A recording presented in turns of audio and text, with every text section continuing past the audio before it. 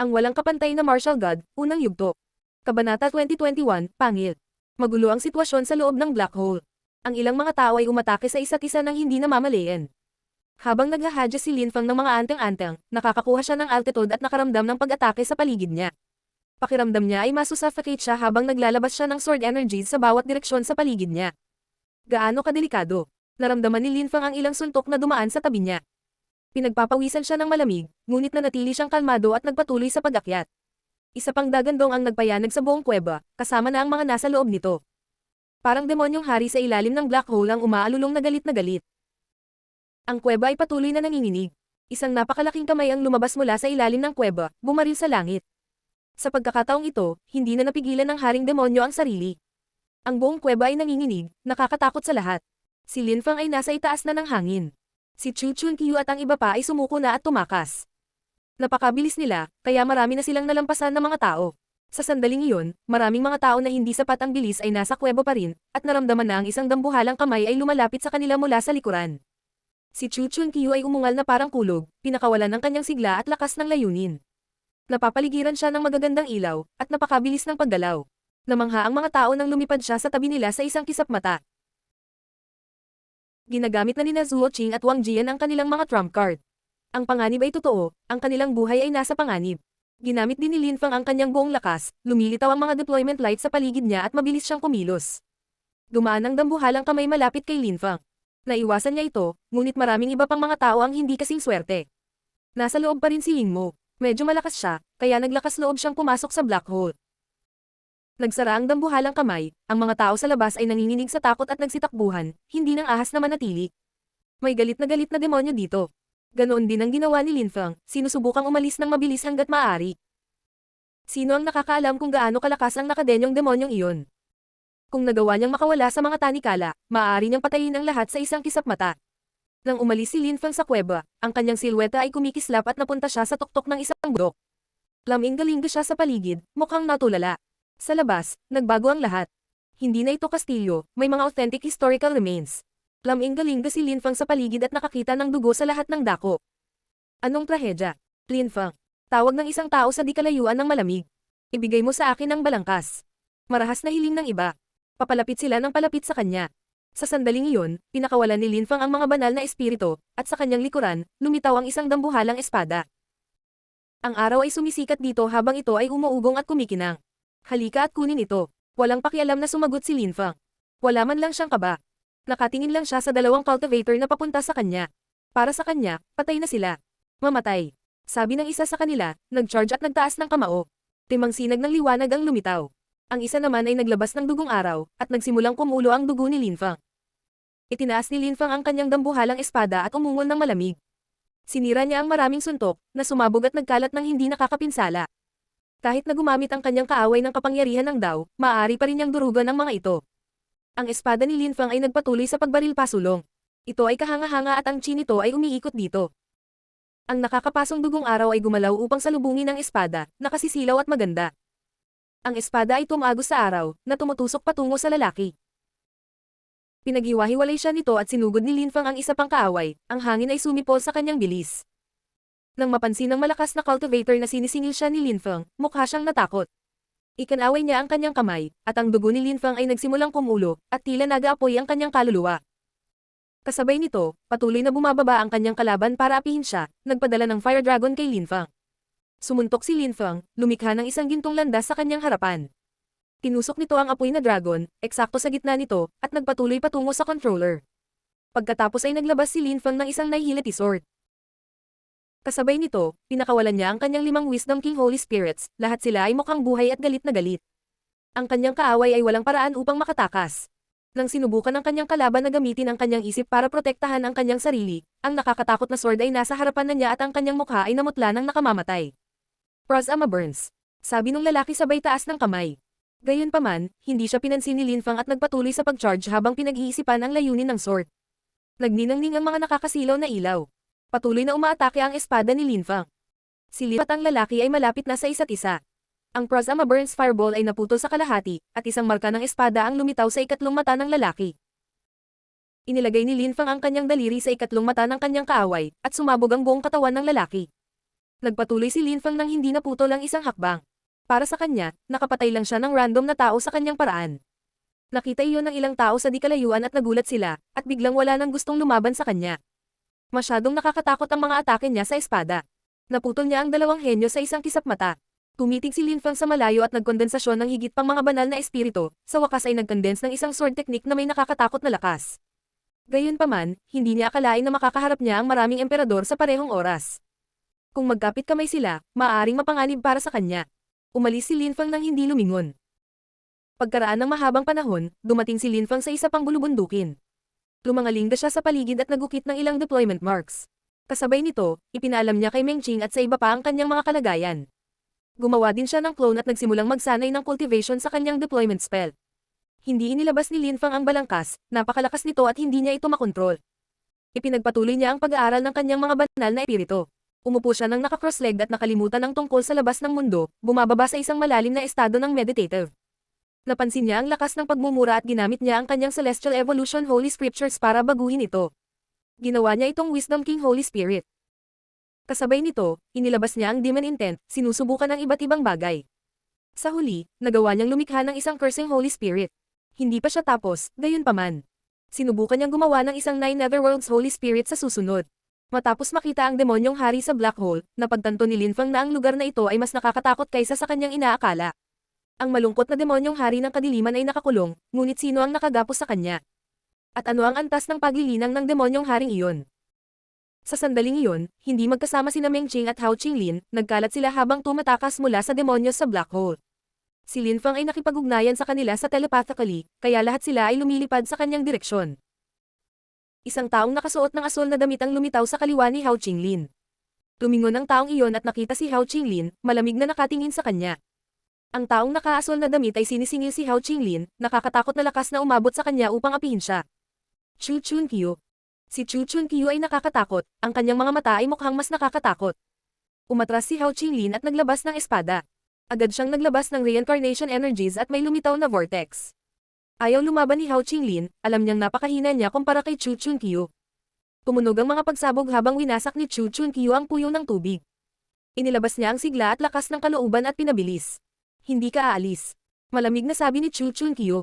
Ipinagpatuloy niya ang paghabol kay Hao Qinglin. Sa bawat hakbang niya, malayo ang kanyang nilalakbay. Ito ay hindi kapani-paniwalang panoorin. So ito ang layunin ni Chu Chunqiu. Patuloy na tumakas si Hao Qinglin. Si Chu Chunqiu ay nag-aral ng sky-absorbing scriptures, maaari niyang makuha ang sigla ng mga tao at lakas at gamitin ito para sa kanyang sarili.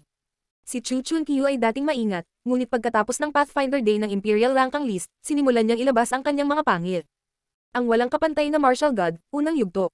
Kabanata 2022, dinala sa liwanag.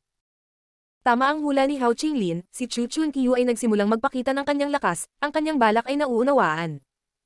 Sa makasaysayang labi, mayroon lamang mga henyo, ang kanilang sigla at paghahangad ay hindi kapani-paniwala. Kinokontrol ni Hao Qinglin ang lakas ng reincarnation at naglalakad siya sa path of reincarnation. Gusto ni Chu Chunqiu na makuha ang lakas na iyon at gamitin ito para sa kanyang sarili. Sa gayong mga kapangyarihan, siya ay may potensyal na maging isang walang katulad na cultivator at kung gagawin niya, siya ay magiging talagang nakakatakot. Layunin ng reincarnation. Gusto ko ito. Paputok na sigaw ni Chu Chunqiu. Binilisan niya at pinakawalan pa ang sigla at lakas ng kalooban. Nanginginig ang isip ni Hao Qinglin habang ang mga sinaunang hari ay patuloy na tumatagos sa kanyang utak. Naglabas si Chu Chunqiu ng higit na sigla at kalooban na nakapaligid kay Hao Qinglin.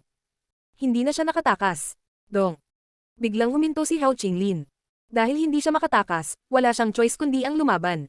Ang kanyang lakas ng reincarnation ay naging isang bagyo. Nagsimula siyang gumalaw, at nagpakawala rin ng lakas ng espada. Ang kanyang lakas ng reinkarnasyon ay pumaligid kay Chu Chunqiu, na nagtulak kay Chu Chunqiu upang muling magkatawang tao. Gusto ko ang iyong reincarnation strength. Tuwang-tuwang sumigaw si Chu Chunqiu nang maramdaman niya ang lakas ng reincarnation. Naglabas siya ng walang katapusang daloy ng sigla at kalooban, nanginginig ang hangin. Naputol ang reinkarnasyon na hangin habang ang isang dambuhalang kamay ay bumaba mula sa langit patungo kay Hao Qinglin. Si Hao Qinglin ay mukhang masungit at medyo baliw. Isang puyo ng tubig ang lumitaw sa paligid niya, ang kanyang lakas ay bumagsak sa kalangitan at gamulong sa mga alon patungo kay Chunqiu. Si Chu Chunqiu ay lalaking nakatingin sa kanya, at umungol ng malamig. Hindi siya nang ahas na agad na sumipsip ng lakas ng reincarnation. Gumamit siya ng ilang uri ng lakas upang salakayin ang hanging reinkarnasyon, pinalo si Hao Qinglin. Kasabay nito, hindi huminto si Chu Chunkyu, patuloy na lumilipad patungo sa Hao Qinglin. Namutla ang mukha ni Hao Qinglin. Huminga siya ng malalim at muling naglabas ng intensyon. Hindi niya akalain na sasalakayin siya ni Chu Chunkyu ng ganito. Papalapit ng papalapit si Chu Chunkyu. Hindi masaya si Hao Qinglin, ngunit hindi siya mukhang natatakot, galit lang. Gayunpaman, sa sandaling iyon, lumitaw ang isang kabaong na naglalaman ng nakakatakot na cyan lights. Isang kamay ang lumabas mula sa kabaong at lumipat patungo kay Hao Qinglin. Ang mga cyan na ilaw ay nag-burr sa kalangitan. Nang makita iyon ni Chu Chunkyu, tumigas ang kanyang mukha. Gayunpaman, hindi niya hinabol ang kabaong, nakatitig lang siya sa mga cyan lights habang tinatangay nila si Hao Qinglin. World King Body. Mahuhuli din kita balang araw. Nanunumpa si Chu Chunkyu ng malamig. Muling lumitaw sina Hao Qinglin at Lang Ye sa isang lugar sa labas ng hanay ni Chu Chunkyu. Maraming salamat, Lang Ye, sabi ni Hao Qinglin. Slight effort lang naman. Noon pa man ay alam kong nakakatakot si Chu Chunkyu. Galing din ako sa vast celestial ancient city. Ngayon, sa wakas ay alam na nating masama siya. Mahina hong sabi ni Lang Ye. Tumanggo si Hao Qinglin. Siya ay talagang nakakatakot, may talento at malakas. Sinubukan niya akong salakayin, ibig sabihin, malamang na balak niyang salakayin ang ibang mga henyo. Hindi naman siguro siya maglalakas loob na umatake sa mga henyo sa harap ng lahat. Noong mga araw, ang nakakabaliw na cultivator ng Chuklan ay agresibo at marahas din, ngunit siya ay mas maingat. Nakuha niya ang maraming malalakas na lakas ng mga cultivator. Maraming sinaunang banal na angkan ang gustong pumatay sa kanya, at dahil sa kanya, bumagsak ang Chuklan at nawasak. Hindi ko akalain na may mas nakakatakot pang cultivator na lalabas sa Chuklan. Alam ni Chu Chunkyu na kailangan niyang manatiling maingat. Mataimtim na sinabi ni Lang Ye. Napakadelikado ni Chu Chunkyu. Kung hindi ka lang tumulong, pinatay na niya ako. Bago ako umalis para mag-isa sa paglalakbay, binalaan ako ng mga elder ng aking angkan na mapanganib ang mga henyo ng Chuklan. Matalino talaga sila. Sabay silang naglalakbay at nagkukwentuhan. Pagkaraan ng ilang oras, dumating sila sa bulubundukin kung saan tumakas si Lin Feng, at dumaong malapit sa kanya. Brother, Lang Ye, paano kayo magkasama? Tanong ni Lin Feng, tumanggo sa kanilang dalawa. Clone niya iyon. Nagsasanay siya ng cultivation gamit ang kanyang tunay na katawan sa loob ng kanyang deployment spell.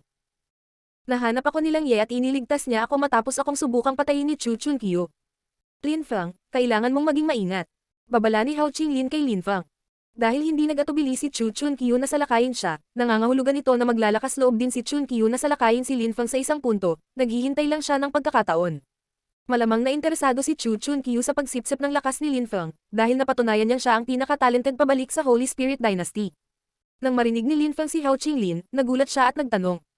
Inatake ka ni Chu Chunkyu, brother. Talaga, nabangga ko siya at sinubukan niyang i-absorb ang lakas ko gamit ang sky-absorbing strength. Iniligtas ako ni Lang Ye.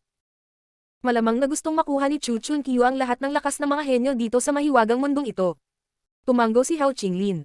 Delikado si Chu Chunkyu, kailangang maunawaan iyon ni Lin Feng. Chu Chunkyu. Galit na galit si Lin Feng. Alam niya na hinihigop ni Chu Chunkyu ang lakas ng mga tao para lumakas. Alam din niyang napakatalino niya, pero sa una ay wala siyang pakialam. Ngunit ngayon ay inatake ni Chu Chunkyu si Hao Qinglin, ito ay katulad ng kung siya ay personal na inatake, walang pinagkaiba. Siya nga pala, nakita mo na ba si Meng Qing? Tanong ni Hao Qinglin kay Lin Feng. Kung nabangga ni Chu Chunkyu si Meng Qing, isa itong sakuna.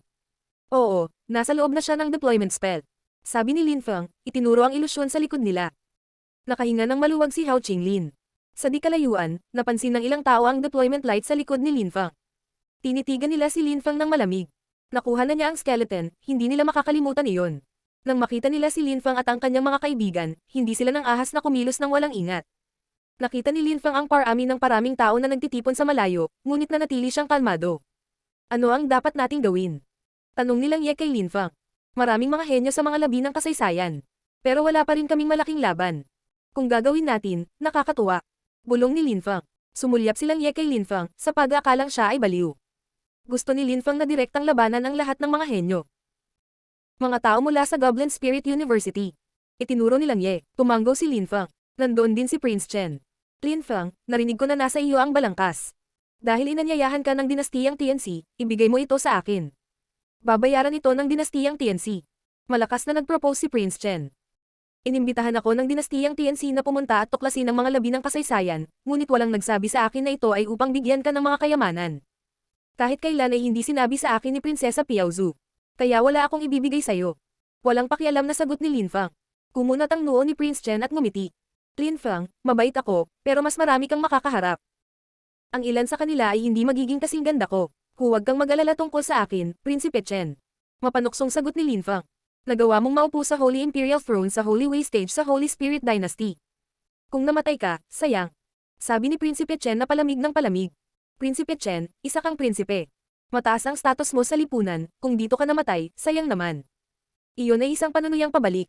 Nang marinig ni Prinsipe Chen ang panunuya ni Lin Feng, nagalit siya at nagtanong. Noong isang araw, hindi ginamit ng Crazy Bull ang kanyang buong lakas laban sa iyo, kaya nanalo ka, ngunit paano kung mayroon siya?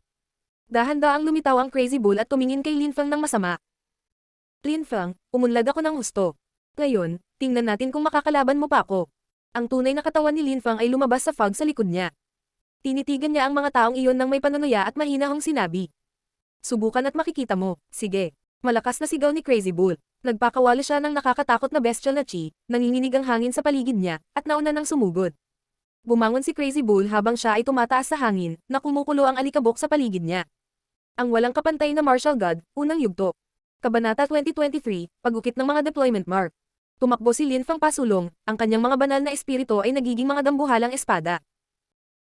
Ikinumpas niya ang kanyang mga kamay, at ang mga dambuhalang espada ay nagliyab sa liwanag, ang araw ay sumisikat sa kanila habang sila ay umuungol ng may kapangyarihan. Iniunat ni Lin Feng ang kanyang daliri, at ang mga espada ay nagsanib sa isa. Nagsimulang malagutan ng hininga ang mga tao ng prinsipe.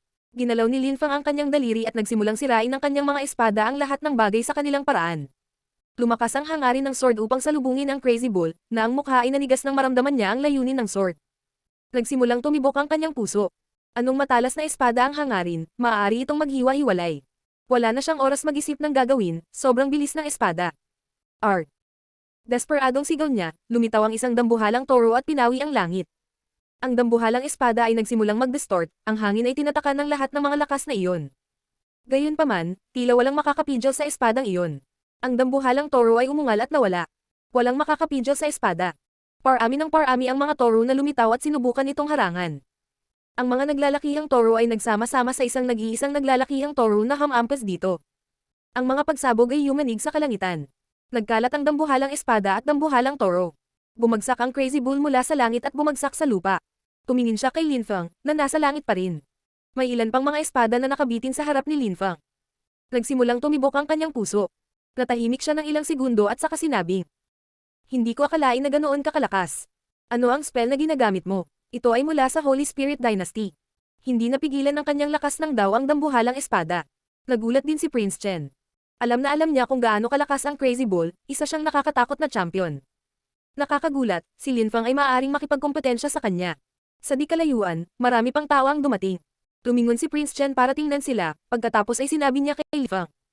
Lin Feng, napakalakas mo, ngunit hindi mo kayang lumaban ng mag-isa laban sa napakaraming henyo. Hindi mo mapoprotektahan ang balangkas. Dapat tayong magkapit kamay. Ibigay mo ito sa akin sa ngayon, at kapag bumalik tayo sa dinastiya, hahayaan kitang pag-aralan ito, maaari mong makuha ang kaunting lakas nito. Gusto mong kunin ang gamit ko tapos ipahiram mo sa akin, sa tingin mo tanga ako. Malamig na tugon ni Lin Feng kay Prinsipe Chen. Gusto mong magdulot ng sarili mong pagkasira. Mahinahong sabi ni Prince Chen. Parami ng parami ang malalakas na cultivator na nagkukumpulan at nakatingin sa kanilang tatlo. Lin Feng, ibigay mo sa akin ang balangkas. Malamig na tanong ni Wang Jian. Hawak niya ang kanyang sibat at si Chi ay umiikot sa kanya. Ang ilang mga tao ay namatay sa black hole dahil kay Lin Feng, at hindi pa rin nila alam kung ano ang demonyong haring iyon. Dumating na rin si Prinsesa Piaozu. Nang makita niya ang tatlong cultivator sa tuktok ng bundok, kinabahan siya. Napakatapang. Napakaraming henyo, ngunit hindi ito pinansin ni Lin Feng, mukha siyang kalmado at walang takot. Lin Feng, maswerte ka, may potensyal kang maging isang walang katulad na cultivator, kailangan mong maunawaan na kung hindi mo ibibigay ang kalansay, tiyak na mamamatay ka. Gusto niyang mamatay. Hindi natin kailangang maging magalang sa kanya. Sunod-sunod na nagsalita ang mga tao. Ang hangin ay humajijak sa kanila, nagliliyab sa mga damit ni Lin Feng. Siya ay mukhang medyo kalmado at hindi napapansin, hindi kinakabahan. Mamatay. Patayin sila. Patayin siya at kunin ang balangkas. Nagsimulang maglabas ng enerhiya ang mga tao. Napatingin silang lahat sa kanya ng masama. Sa likod ni Wang Jian, maraming sibat ang lumitaw, lalo siyang mabangis at mabangis. Nagsimulang mag-charge si Wang Jian, nakatutok ang kanyang mga sibat kay Lin Feng. Tila kayang tumagos sa anumang bagay. Pumunta ka, ang mga sibat ni Wang Jian ay gumagapang sa kalangitan, na nagpapakalat ng malamig na chi, na nakatutok kay Lin Feng. Nagsimula na rin gumalaw si Lang Ye. Itinaas niya ang dalawang kamay at lumitaw ang nakakasilaw na cyan lights, naging isang butas na nakabaluktot sa hangin at nagliwanag sa paligid nito. Ang mga sibat ay mukhang napakatalas. Patuloy na winawagayway nilang Ye ang kanyang mga kamay, at nang tumagos ang mga sibat sa mga cyan lights, parang nahati ang mga ito sa dalawa at basta na lang nawala. World empty space. Umiling si Wang Jian. Mas maraming tao ang umangat sa hangin. Tiningnan sila ni Lin Feng ng masama. Ikinumpas niya ang kanyang mga kamay, at nagsimulang umihip ang isang matalas na gininto ang hangin. Lumitaw ang mga bakanteng ilaw sa pag-deploy ng espasyo sa lahat ng dako. Iniunat ni Lin Feng ang kanyang mga kamay at ginamit ang kanyang Celestial Stage Deployment Spell, ilang bundok ang lumitaw. Dahil ayaw ni Lin Feng na makipagtulungan, hindi natin kailangang maging magalang sa kanya. Patayin siya. Kalmadong utos ni Prince Yan sa sandaling iyon. Nagsimulang lumipad ang ilang cultivator patungo kay Lin Feng. Ang lupa at langit ay nagsimulang umugang at marahas na nanginginig. Ang mga enerhiya ay tumaas ng paputok upang salubungin sila. Lumitaw ang mga bitak sa mga bundok sa ilalim ng Lin Feng. Tiningnan ni Lin Feng ang karamihan ng tao. Isang banal na espiritu ang nagpakita at lumipat sa Celestial Stage Deployment Spell, na sinundan ng iba pa. Si Lin Feng ay napapaligiran ng mga ilaw ng karunungan. Umiling si Wang Jian. Ang kanyang mga gintong sibat ay nagpatuloy sa paglabas. Gayunpaman, kahit na tinusok nila ang Wisdom Kings, hindi nila sila sinira. Naglabas si Lin Feng ng 5 pang banal na espiritu.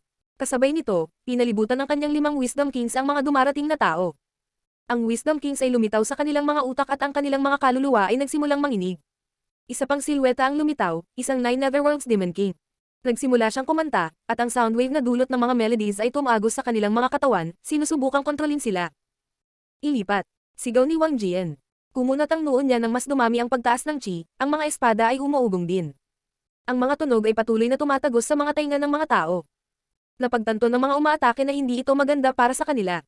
Ang mga deployment spell ni Lin Feng ay hindi kapanipaniwala, at ang kanyang lakas ay patuloy na lumalakas. Maraming pagsabog habang sinasalakay ni Lin Feng ang lahat ng mga cultivator na iyon ng sabay-sabay. Lumapag sinalang Ye at Hao Qinglin sa kaliwa at kanan ni Lin Feng. Naglabas silang Ye ng mga ilaw sa mundo na, pagkalipas ng ilang segundo, iniluwa ang 3 bangkay. Naglabas din si Hao Qinglin ng lakas ng reincarnation, at kahit na hindi niya nagawang pumatay ng mga kaaway, mapipigilan niya man lang sila sa pagsulong. Lumitaw ang mga bituin at bumaba mula sa langit, bumaril patungo kay Lin Feng. Naging malamig ang hangin sa kanilang paligid, ngunit hindi iyon pinansin ni Lin Feng, ang kanyang buhok ay lumilipad sa hangin, librero at walang pigil. Naglabas siya ng Death Kalpa Swords, na patuloy na nagsasama sa Celestial Stage Deployment Spell. Ang mga banal na espiritu ay patuloy na namumuo sa harap ni Lin Feng. Isang dambuhalang espada ang tumama sa kalangitan. Natigilan ng malalakas na cultivator. Ginamit nilang lahat ang kanilang pinakamalakas na pag-atake upang pigilan ito, ngunit ang pag-atake ni Lin Feng ay nakapatay pa rin ng isang tao, ang kanyang ulo ay lumilipad palayo. Isang malakas na hangin ang patuloy na humahampas sa kanila. Inilabas ni Lin Feng ang World of the Living Imprints, pinagsama ang mga ito sa Celestial Stage Deployment Spell. Pinalibutan ng pinagsama-samang enerhiya ang karamihan. Hindi huminto si Lin Feng matapos na mailabas ang World of the Living Imprints, ipinagpatuloy niya ang pagpapakawala ng mga ilaw ng Holy Spirit, at ang kanyang espada ay patuloy na umuugong ng hindi maganda. Bumalik tayo. Mahinahong sabi ni Lin Feng. Dahan-dahan silang bumalik sa fog ng deployment spell. Hindi niya madaling patayin ang mga henyong iyon, pero at least matuturuan niya ang mga ito ng magandang aral, at hinding-hindi nila makakalimutan kung gaano siya katatag saglit. Boom boom. Nagtagpo ang mga umaatake sa Celestial Stage Deployment Spell. Kahit na ilang tao na ang napatay ni Lin Feng, galit na galit sila kaya ayaw nila siyang pakawalan. Mamatay mamatay mamatay. Kumalat ang mga sipol habang umaatake ang mga tao. Gustong salakayin ng malalakas na cultivator si Lin Feng at ang dalawang iba pa, ngunit napagtanto nilang nakangiti lang sila pabalik sa kanila. Ilusyon, isa na naman itong deployment spell. Pumasok, basagin ang spell ng deployment, at patayin sila. Bulalas ni Wang Jian, pasulong. Isang nakasisilaw na baluti ang lumitaw sa paligid niya, at pinalapot niya ang isang sibat at isang kalasag, lahat sa isang kisap mata. Sila ay naninangil sa deployment spell. Lahat sila ay talagang malakas, lahat sila ay mga henyo, at hindi sila natatakot sa deployment spell. Si Chu Chunqiu ay nakatayo sa malayo at mahinahong nanonood sa labanan. Hindi siya pumasok sa deployment spell ni Lin Feng, dahil alam na alam niya kung gaano kalakas ang deployment spell ni Lin Feng. Ang walang kapantay na martial god, unang yugto. Kabanata 2024, Collapsing Sky. Sa ulap ng deployment spell, ang malalakas na cultivator ay nagkaroon ng impresyon na sila ay nasa isang panaginip. Ang mga deployment light ay patuloy na kumikislap at umaalon sa paligid nila, at naramdaman nila ang lakas. Sirain. Malamig na sigaw ni Wang Jian. Ikinumpas niya ang kanyang kamay, at ang kanyang mga sibat ay tumusok sa lupa. Tumalon siya palayo nang lumitaw ang mga gintong marka sa lupa. Parang masisira na ang deployment marks. Sky-destroying weapon. Galit na sigaw ni Wang Jian. Nagpatawag siya ng mga armas, at kasabay nito ay inatake niya ang lahat ng bahagi ng deployment spell. May mga rumbles of defiance, parang sisabog ang deployment spell. Ang iba ay gumamit din ng malalakas na pag-atake laban sa deployment spell. Sa sandaling iyon, bumangon ang isang malakas na layunin ng kamatayan at nagsimulang kainin ang kanilang puwersa sa buhay. Emph. May malamig na ungol. May bumangon sa itaas at naglabas ng mga paputok at nakakasilaw na kidlat sa paligid. Sinalakay ng mga lilang ilaw ang deployment spell habang nagsimulang umihip ang malakas na hangin. Malamig silang pinapanood ni Lin Fang. Ang lahat ng mga taong iyon ay pawang mga henyo, na umaasa lamang sa lakas ng deployment upang talunin sila ay magiging mahirap. Napuno ng hangin ang layunin ng espada. Ang karamihan ng tao ay nakakita ng milyon-milyong mga thread ng liwanag, itinaas ang kanilang mga ulo at sumigaw ng galit na galit. Gayunpaman, ang layunin ng kamatayan ay nagiging mas matindi din, ang kanilang buhay ay kinakalawang. Nagsimulang maging kulay abo ang mga mukha. May biglang nagsabi, kailangan nating sirain ang deployment spell sa lalong madaling panahon, o mamatay tayo. Maaari din natin siyang patayin, gagamitin ko ang Star Daw para hanapin si Lin Fang sa loob ng deployment spell. May nagsalita, napuno ng nakasisilaw na kapangyarihan ng daw ang kalangitan. Isang konstelasyon ang lumitaw, at sa loob ng deployment spell, ang mga tao ay biglang namarkahan ng mga star imprint, kabilang si Lin Fang. Isang mapanirang sibat ang bumaril kay Lin Fang. Nagulat si Lin Fang sa pagkilos, ngunit inilabas niya ang World of the Living Imprints upang kontrahin ang pag-atake. Freeze. Sigaw ng isang taong nagyayelo. Ang lakas ng kamatayan sa loob ng deployment spell ay nagyelo. Tumitilang si Lin Fang ng malamig. Ang malakas na hangin ay naging isang bagyo, at nagsimulang umalis sa deployment spell. Umalis ka sa deployment spell. Sabi ni Lin Fang. Sa isang iglap, sila Lang Ye, Hao Qinglin, Meng Qing at siya ay umalis sa deployment spell. Nawala sa kanya ang mga kalaban sa loob nito. Mahahanap kaya siya ng mga bituin sa labas ng deployment spell. Ang deployment spell ay naglalaman ng lakas ng ilusyon, ang mga bituin ay makakahanap ng mga tao sa loob. Hindi natin siya mahanap sa labas, ang kailangan lang nating gawin ay i-break ang deployment spell. Sabi ng controller ng Star Daw. Isang nakakatakot na dakilang lakas ng imperial ang lumitaw. Nagulat ang mga tao. May gumagamit ng Great Imperial Weapon. Walang ibang pakialam ang mga tao kung makukuha nila ang balangkas. Tiningnan ni Lin Fang ang deployment spell ng malamig. Galit na galit siya. Nakakagulat, may nang-ahas gumamit ng Great Imperial Weapon. Kinuha ni Lin Fang ang kanyang Celestial Evolution chessboard, at nagsimulang magbago ang kanyang deployment spell. Ang mga naglalakihang alon ng mga enerhiya ay bumulwak. Naging napakalaki ang Celestial Evolution chessboard, at tumalon si Lin Fang sa ibabaw nito. Ang kanyang layunin sa kamatayan ay binura ang kalangitan at sumipsip ng higit pang kapangyarihan. Kasabay nito, nagpakawala si Lin Fang ng dalawang demonyong suntok. Umalangaw ang malakas na hangin. Bumaba si Lin Fang mula sa langit at tumagos sa spell ng demonyo, ang kanyang mga suntok ng demonyo ay tumatama. Ang dalawang naglalakihang suntok ay napakalakas, at ang mga mukha ay nanigas. Nararamdaman nila na ang mga enerhiya ng kamatayan ay nagiging mas malakas. Kasabay nito, ang isang pattern ng kamatayan ay pumipilit sa kanila. Ang mga deathlight ay kumikislap sa paligid ng Celestial Evolution chessboard, at ang mga nakulong sa loob ay mukhang lalong desperado. Patayin si Lin Fang, sabi ng isang Aiseli. Isang napakalaking itim na kampana ang lumitaw, ang chi na lumabas mula rito ay patuloy na nagiging mga thread na mga enerhiya na tila mga mahoragas. Kasabay nito, naglabas si Lin Fang ng kidlat, na bumagsak sa kanila na parang bagyo. Lumipat si Lin Fang, ang kanyang silweta ay patuloy na kumikislap dito at doon sa Celestial Evolution chessboard. Madilim na dumagundong ang kulog habang ang lakas ng kamatayan ay patuloy na bumababa sa mga nakulong na lalaki. Nakita nila si Lin Fang sa loob ng ilang segundo, para siyang baliw habang ginagamit niya ang kanyang Celestial Evolution chessboard para makaiwas sa kanilang mga atake. Marami sa kanila ay napapaligiran na ngayon ng Death Chi, at may pakiramdam na nawawalan sila ng kontrol. Ang ilan sa kanila ay nagsimulang magsisi na nakipag-away sa kanya, kasama na ang may Great Imperial Weapon. Naglabas si Lin Fang ng higit pang mga espada ng Holy Spirit, at kasabay nito ay nagpatuloy sa pag-atake ng mga demonyong suntok. Gustong-gusto niyang patayin ang mga taong ito, kung hindi ay paulit-ulit din ang mangyayari. Ito ay magiging masyadong mahirap. Sa sandaling iyon, naglabas si Wang Jian ng isang tunay na sibat. Ito ay 33 chi ang haba, at ang lakas ay lumapot sa paligid nito. Lahat, pahiram sa akin ang iyong Imperial Weapons. Tingnan natin kung masisira natin ang kanyang Celestial Evolution chessboard. Malamig na sabi ni Wang Jian. Nagunat siya ng kamay, biglang naging mapangapi ang kapaligiran at nasilaw ang mga ilaw. Monarchic Long Spear. Nagsimulang ibigay ng mga tao kay Wang Jian ang kanilang mga armas. Nagsimulang magtipon ng isang nagbabantang lakas.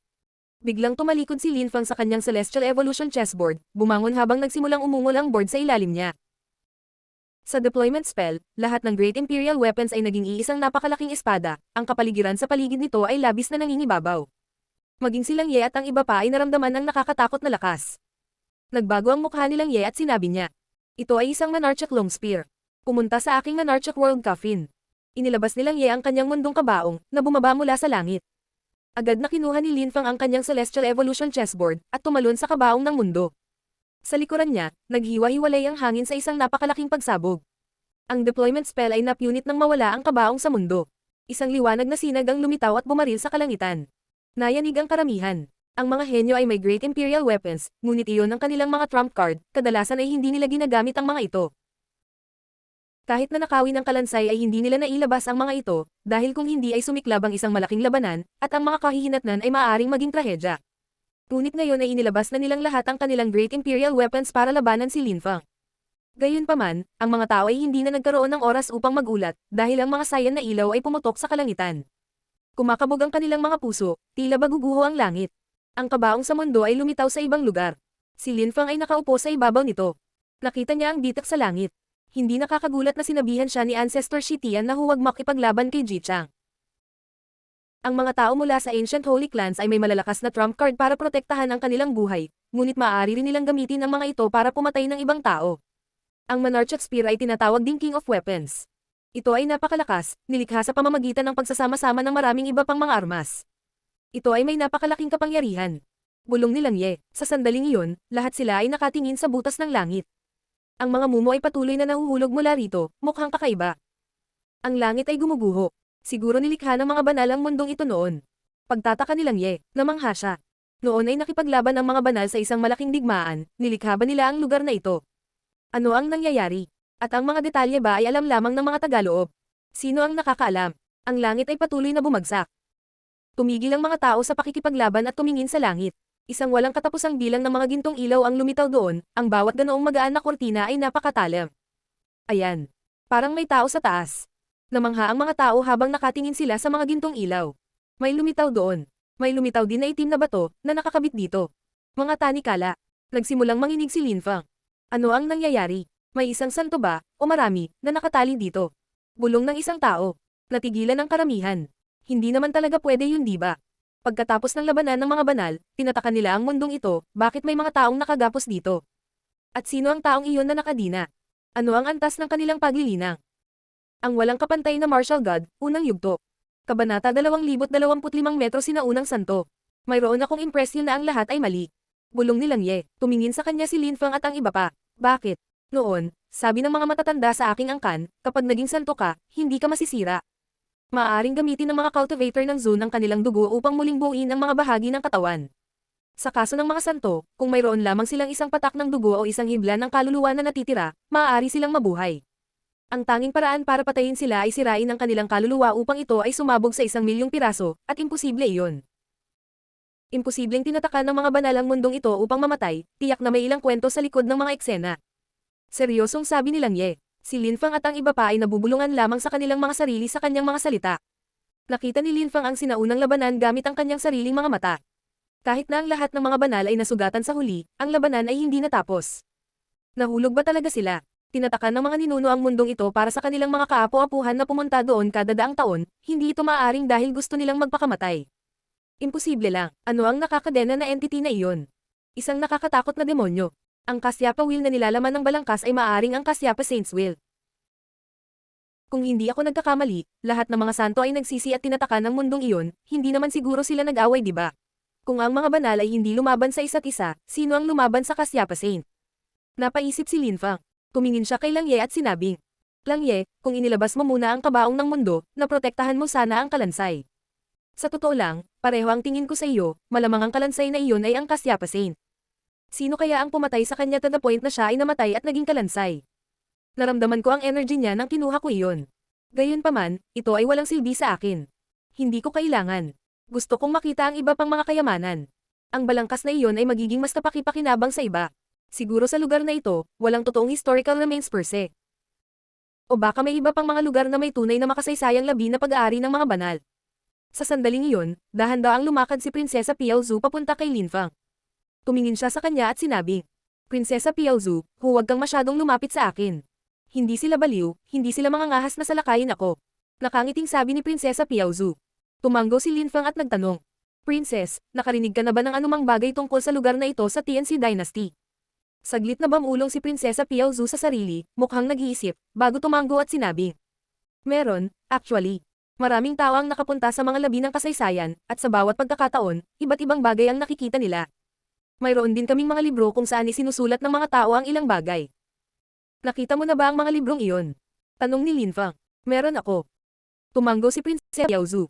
Sikreto lang daw ng dynasty natin, hindi natin dapat sabihin sa ibang tao.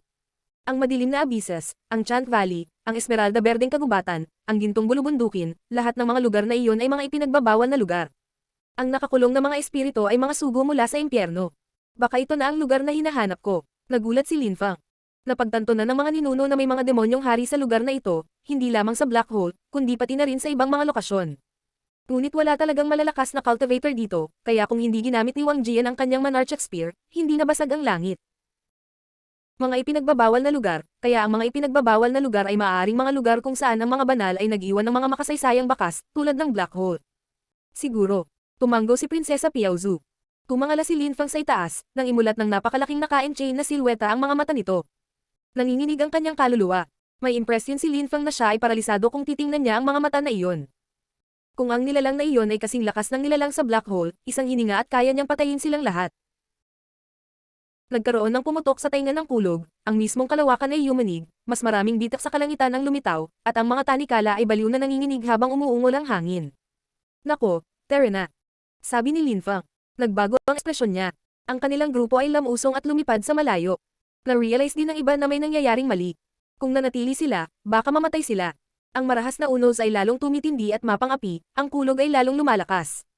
Tunay na marahas na nanginginig ang lupa at langit. Tumingon si Linfang. Nakakatakot ang lumalagong ipoypo, walang makakatakas dito. Pumunta muli sa mundong kabaong. Sabi ni Lang Ye, ang grupo ng magkakaibigan ay tumalon sa kabaong ng mundo at isinara ito ni Lang Ye, bago tumawid sa kalangitan at nawala mula roon.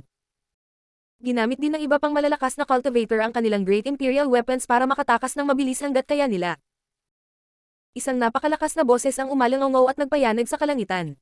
Mas maraming bitak ang lumitaw sa kalangitan, ang liwanag na sumisikat sa kanila habang ang mga nakakabasag na tunog ay pumuno sa hangin. Ang mga kadena ay patuloy na nanginginig at nanginginig. Sa loob ng Black Hole, may umuungal ng marahas bilang tugon. Mas maraming nakakabasag na tunog ang kumalat, ang kalansing ng pangalawang pares ng mga kadena ay nagdurugtong sa una. Itinaas ng mga tao ang kanilang mga ulo, pinapanood ang mga kadena na patuloy na nanginginig. Ang mga kadena na iyon ay maaaring magbigkis kahit sa espasyo at liwanag, ngunit ngayon. Dumating si Linfang at ang iba pa sa ibang lugar. Ang mundong iyon ay tila nakahiwalay sa iba pang cosmos, isang mundo na hindi makayanan ang magulong sitwasyon. Prinsesa, kapag dumarating ang mga henyo kada daang taon, bukod sa ilang mga tunay na lugar na ipinagbabawal, napag-usapan ba nila ang tungkol sa iba pang mga labi ng kasaysayan? Tanong ni Linfang kay Piaozu. Nagulat si Piaozu. Hindi niya naisip iyon. Matagal nang dumarating ang mga tao sa mundo, at marahil ay nasuri na nila ang pinakakaraniwang mga lugar, ngunit marahil ang ilang mga lugar na hindi nakatira ay ganap na nakalimutan. Sa pag-asa sa ating lakas, hindi pa rin tayo makakakuha ng makasaysayang labi. Sabi ni Piaozu nang umiti ng pilit. Gayunpaman, noong mga araw na tinatakan ng mga banal ang lugar, marahil ay natatakot sila sa isang bagay. Pakiramdam ko ay may kinalaman ito sa mga nakakadena na nilalang. Kung ang mga taong iyon ay lumaya, maaari tayong mapahamak. Hindi ko akalain na ang mga taong iyon ay maaaring maging mga banal, ang mga banal ay hindi magbubuklod sa kanilang mga sarili. Haka-haka ni Linfang. Ang ancestor of the Holy Spirit Dynasty ay nagpadala ng mga alaala kay Linfang at sinabi niya sa kanya ang tungkol dito. Ano iyon? Baka may kinalaman ito sa mga naka-enchain na tao. Umungol ang hangin. Tumingon si Linfang at nakita ang isang silweta na lumitaw sa kanyang likuran. Matandang lalaki iyon. Nakita na siya ni Linfang noon, ang matandang lalaki ang lumitaw sa paligid ng Black Hole. Anong ginagawa niya dito? Gusto mong malaman ang totoo? Huling tanong ng matanda. Nagulat si Linfang, ngunit tumanggo. Guro, kung maaari mong sabihin sa amin, mangyaring gawin.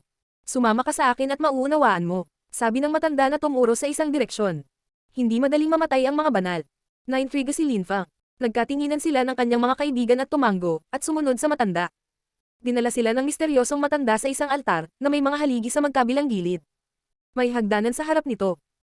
Naka-crossleg ang isang silweta sa harap ng altar. Ang taong iyon ay walang buhay chi, imposibleng makita ang kanilang presensya. Tinitigan ni Linfang ang misteryosong silweta, nananatiling mapagbantay. Biglang nagmulat ang silweta at tumingin kay Linfang at sa iba pa. 100 taon na ang lumipas muli. Sino ka, guro? Kainahinalang tanong ni Linfang. Saint Tianhan, narinig mo na ba ang pangalang iyon? Pantay na sagot ng matanda. Nagulat si Prinsesa Piaozu at nakasimangot. Tumingin sa kanya ang matanda at ngumiti. Narinig mo na ba ang tungkol sa akin? Ang ninuno ng Celestial Soul Dynasty. Ikaw ba talaga si Saint Tianhan? Celestial Soul Dynasty. Ulit ng matanda, at nagtanong. Ang Celestial Soul Dynasty ay maaaring nilikha ng aking mga inapo, okay lang ba sila? Matagal silang nawala. Sagot ni Prinsesa Piaozu. Oh, bamantong hininga ang santo. Tungkang ang itsura niya. Guro, ano ang mga naka-enchain na nilalang na iyon?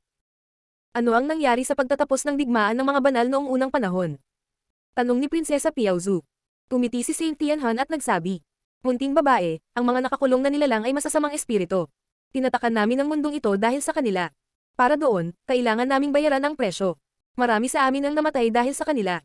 Para sa akin, nagsanay ako ng wasak na lakas ng kaluluwa, kaya nagawa kong manatiling buhay. Nang marinig ni Lin Feng si Saint Tianhan, siya ay namangha. Masasamang espiritu. Nahirapang paniwalaan si Lin Feng. Narinig niya ang ancestor of the Holy Spirit Dynasty, sinabi niya sa kanya na ito ay nagdulot ng kaguluhan. Hindi man lang binanggit ni Saint Tianhan ang tungkol sa masasamang espiritu ang sinasabi niya.